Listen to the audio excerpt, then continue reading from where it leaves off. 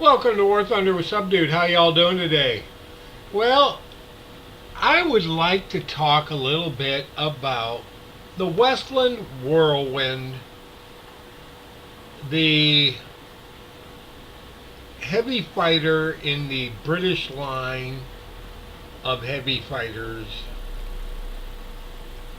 that for some reason has been placed at a battle rating of 4.3, even though it is a far inferior machine to the Mosquito and the Beaufighters. Now, some of you are probably going, it's faster, it's more maneuverable. Well, it's not faster. As a matter of fact, the Mosquito is considerably faster. Now, yes, I haven't fully upgraded my Whirlwind because I think it's a garbage machine and I'm having a rough time getting there. But my Mosquito is considerably faster. And my Beaufighter, well, being a bit slower, is a very similar in climb rate. Not quite as good as the Whirlwind.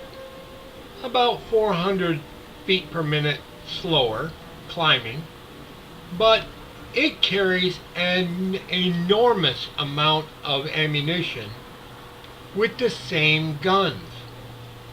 It carries 960 rounds for a Hispano Mark I cannon. Now, there's 4 of them. So 960 rounds, you do the math. The Whirlwind has 240 rounds, which is 60 rounds per gun.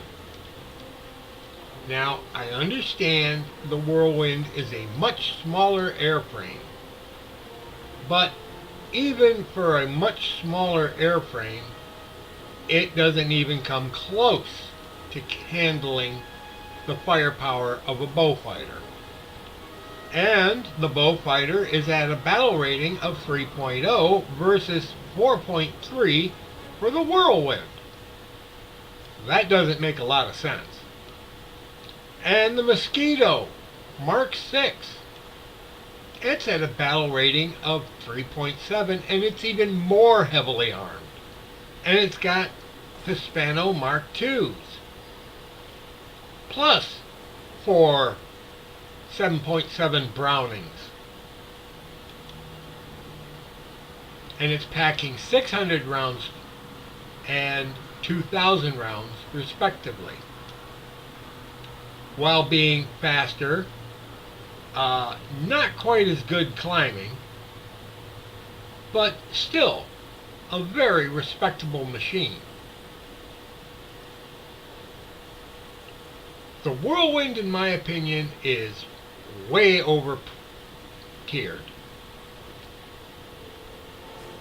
It's a rank 3 aircraft that should be rank 2, low rank 2.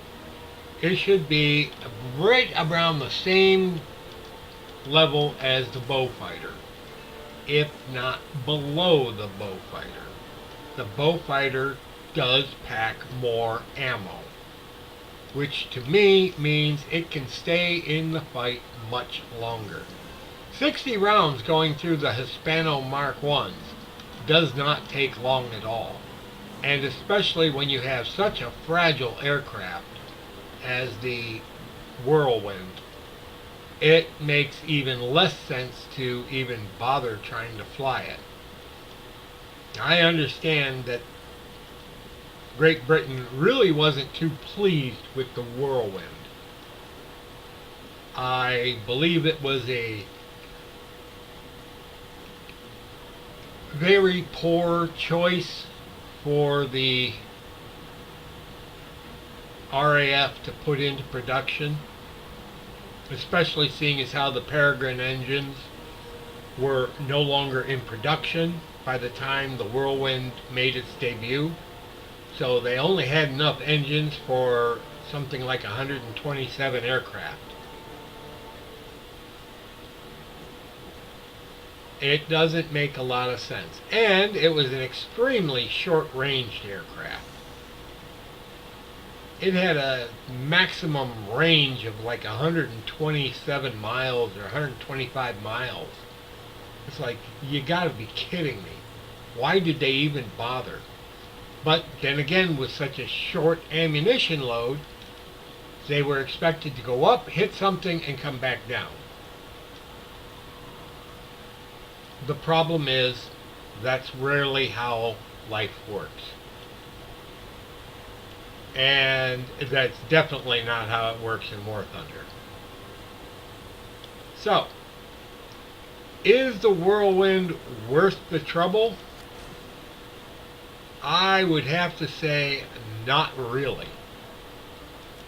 It's cute, it's small, it's teeny tiny, it can carry a couple of bombs, which are wonderful, sort of. But again, it's a fragile aircraft with very poor armor and very poor armament.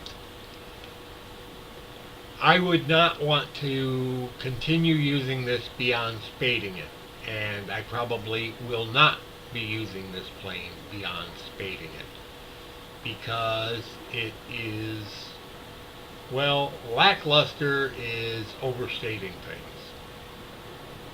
I would say it's right in the realm of junk. And the fact that they didn't tell Rolls-Royce to restart the Peregrine engine line, and they refused to give Merlins to this machine tells you a lot. So, should the Whirlwind continue at a 4.3 battle rating? Absolutely not. This plane should be dropped down to the same level as the Beaufighter. It's a little bit faster, it climbs a little bit better, but it doesn't pack as much ammo, it doesn't have a tail gunner, and it's a considerably more fragile aircraft. So, there you have it. This is Subdude signing off. Y'all have a pleasant today, a better tomorrow, and we'll catch you in the skies. Because I won't drive a tank and you will never catch me in a ship. Bye-bye.